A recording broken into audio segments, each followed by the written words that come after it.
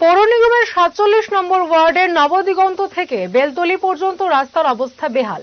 এলাকাবাসীর দাবি করেন শীঘ্রই রাস্তা সংস্কারের জন্য প্রয়োজনীয় পদক্ষেপ গ্রহণ করার, তা না হলে এলাকাবাসীরা আরো ভোগান্তির শিকার হবেন। বিগত বহু বছর ধরে এলাকার রাস্তা ভগ্ন দশায় পরিণত হয়ে আছে। এই রাস্তা দিয়ে প্রতিনিয়ত হাজারো লোকের চলাফেরা। এই এলাকাতেই বিধায়িকা মীনা রানী সরকারের বাড়ি। তিনিও এই রাস্তা দিয়ে প্রতিনিয়ত চলাফেরা করেন, কিন্তু রাস্তা সংস্কার করার জন্য কোনো পদক্ষেপ গ্রহণ করছেন না, যার কারণে হাজারো লোক অসুবিধায় পড়ছেন। এলাকার জনগণ বলেন এই রাস্তা দিয়ে চলাফেরা করা খুবই কষ্টদায়ক।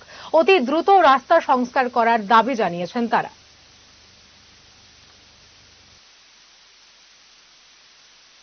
খারাপ হয়ে গেছে, খুবই খারাপ।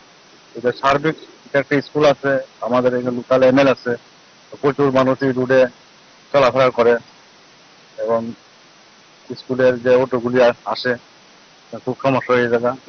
খুব সম্ভব তারা এই রাস্তাটা যদি প্লিজ কার্পেটিং করে দেয়, এলাকাবাসী খুবই উপকৃত হবে। এটা কোন জায়গাটা, এই রাস্তাটা কোন জায়গা? এটা বেলতলা থেকে এটা নবদিগন্ত। অতি সপ্তাহ ঠিক করার দরকার। আচ্ছা, আসা যাওয়ার তো খুবই কষ্ট। দেখেন না, রাস্তা ড্রেন নাই, তারপরে জল যায় কি জানি কয়, এই আসা যাওয়ার কষ্ট। এরপরে যে ড্রেন করার দরকার, রাস্তাটা ঠিক করার দরকার। সবাই তো অসুবিধা। বাচ্চারা স্কুল লয়ে যাওয়ার সময় লয়ে যেতে না, গাড়ি ওইখানে দাঁড়িয়ে থাকে, আপনার মানে ভিতরে ঢুকতে পারে না, বাচ্চারা কষ্ট।